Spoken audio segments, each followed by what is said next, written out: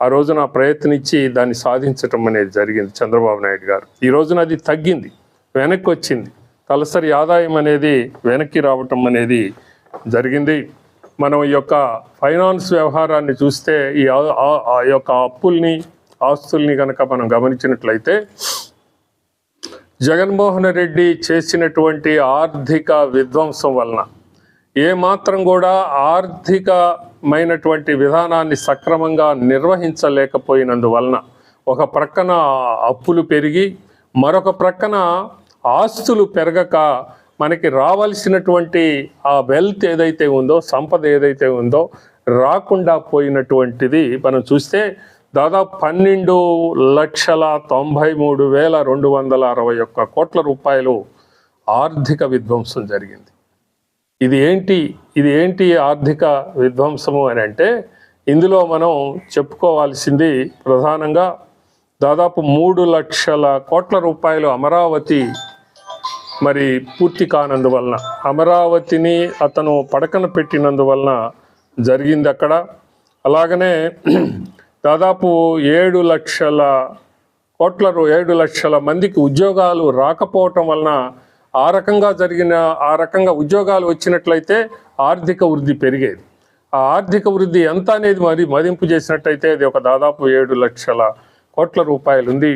ఈ రకంగా మరి అలాగనే 53,000 కోట్ల రూపాయలు పోలవరం పూర్తి కానందువలన జరిగినటువంటి ఆ కారణంగా 53,000 కోట్ల రూపాయలు మరి ఎకానమీలోకి రాకుండా పోయినటువంటిది. ఇలాంటిది దాదాపుగా అన్ని చోట్ల, అంటే మైనింగ్లో కానీ, ఇంకా శాండ్లో కానీ, లిక్కర్లో కానీ ప్రభుత్వానికి రాకుండా, అంటే ఎకానమీలోకి రాకుండా పోయినటువంటి ఆ విలువ దాదాపు 12,93,261 కోట్ల రూపాయలు. అంటే ఇది ఈ రకంగా రాకపోగా దాదాపు 9,74,000 కోట్ల రూపాయలు అప్పు ఉంది అని అంటే ఈ ఎంతటి మరి విధ్వంసం జరిగింది అనేది కనపడుతున్నటువంటి వాస్తవం.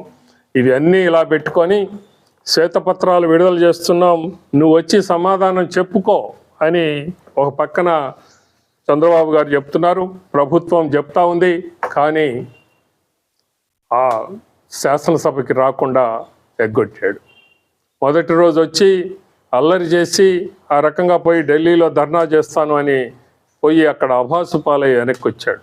వెనక్కి వచ్చి నిన్న ప్రెస్ మీట్లో నేను ఇక శాసనసభకి వెళ్ళను, నేనేదో బయటే చెప్తాను, శాసనసభలో చెప్పేవన్నీ కూడా అబద్ధాలు అని చెప్తా, నీకు అసలు ధైర్యం ఉందా? ఒక ప్రక్కన చెప్తా ఉంది, హోమ్ మినిస్టర్ గారు చెప్తా ఉన్నారు, చంద్రబాబు నాయుడు గారు చెప్తా ఉన్నారు, నిజం అబద్ధం అయితే రా, వచ్చి శాసనసభలో నిలబడు, మాట్లాడు, నువ్వేం చెప్తావు మేమేం చెప్తామో చూస్తాము అని అంటే అక్కడికి రాకుండా పిరికి వాళ్ళలాగా, అంటే ఏమాత్రం కూడా శాసనసభని ఎదుర్కోలేనటువంటి పరిస్థితుల్లో మరి భయపడి ఆ రకంగా బయట మరి భీరువులాగా ప్రవర్తిస్తూ మరి ఉన్నవి లేనివి మరి మీడియాకి చెప్తూ నేను మీడియా ముందుకే పోతాను, శాసనసభకు పోను అని అంటే ఇతను ఏ రకంగా ప్రజలకి బాధ్యత వహిస్తున్నాడు అనేది మనకు కనపడతా ఉంది. ఏ రకంగా ఇతను ప్రతిపక్ష నాయకుడు హోదా ఇస్తేనే, హోదా ఉంటేనే ప్రతిపక్ష నాయకుడివా? అంటే నువ్వు ప్రతిపక్ష నాయకుడివి కాదా? ఈ రోజున ప్రజలకి జవాబుదారీగా నువ్వు నిలబడవా? అంటే నీ స్వార్థం, నీ సొంతానికే వ్యవహరిస్తావు తప్ప ఆ రోజున అంతే చేశావు. నీ 5 ఏళ్ల పరిపాలనా కాలంలో నీ సొంత లాభం కోసమే మొత్తం ఎకానమీని అంతా కూడా ఈ రకంగా మరి దుర్మార్గంగా చేయటం అనేది జరిగింది, నష్టపరచడం అనేది జరిగింది. మళ్ళీ అదే పంధాలో ఈ రోజున కూడా ప్రజలకి బాధ్యత వహించకుండా ప్రతిపక్షం నిజమైనటువంటి ప్రజాస్వామ్య వ్యవస్థలో నిజమైనటువంటి ప్రతిపక్షంగా వ్యవహరించలేక మరి ఈ రోజున నువ్వు పారిపోతున్నావు, పిరికివాడివి. అలగటం ఏంటి? శాసనసభ మీద అలుగుతావా? ఎవరి మీద అలుగుతావు? నువ్వు ప్రజల మీద అలుగుతావా? శాసనసభ మీద అలుగుతావా? మరి మా తెలుగుదేశం పార్టీ మీద అలుగుతావా? నీకు ఆ మాత్రం బాధ్యత లేదా? ప్రజలకి జవాబుదారీగా ఉండటం అనేది.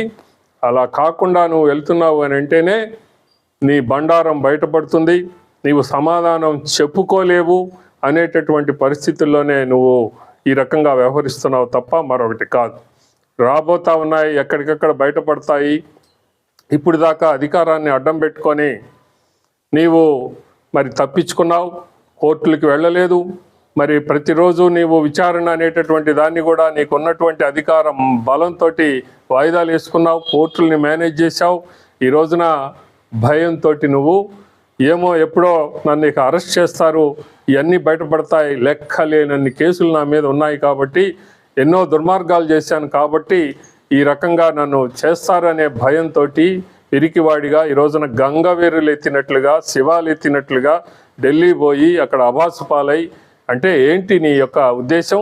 నువ్వు ఏదో ఒకటి చేయాలి, నేను మీద వచ్చేస్తుంది, నేను జైలుకి పోతాను అనేటటువంటి భయమే నీలో కనపడుతుంది తప్ప మరొకటి కాదు అనేది ఇక్కడ వాస్తవం. ఇది నీకు అసలు ఈ ఓడిపోయిన తర్వాత కూడా సిగ్గు ఎగ్గు లేకుండా, ఏ మాత్రం కూడా బాధ్యత లేకుండా ప్రవర్తిస్తున్నావు అని అంటే, ఇక అసలు నీవు ఎప్పటికీ కూడా ప్రజలు నిన్ను ఇప్పటికే చేత్కరించారు. ఇప్పటికే నిన్ను కేవలం 11 సీట్లకి కుదించి వేశారు. నీవేదో 45% నా వెనక ఉన్నారు అని ఇంకా కూడా భ్రమపడుతున్నావు. నీవు ఈరోజు చేసేటటువంటి ఈ రకమైనటువంటి ఈ కుతంత్రాలు, ప్రయత్నాలు, ఆ పిరికితనం నువ్వేదైతే చూపిస్తున్నావో తప్పించుకోలేనటువంటి నీ యొక్క నేరపూరితమైనటువంటి ఆ యొక్క జీవితంలో నీవు పనిష్ చేయబోతున్నావు, శిక్షించబడుతున్నావు అనేటటువంటి స్థితిలో నీవు వ్యవహరిస్తున్నటువంటి తీరుని ప్రజలందరూ కూడా అసహించుకోవటం ఖాయం.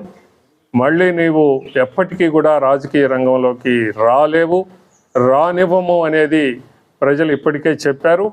అది జరిగి తీరుతుంది.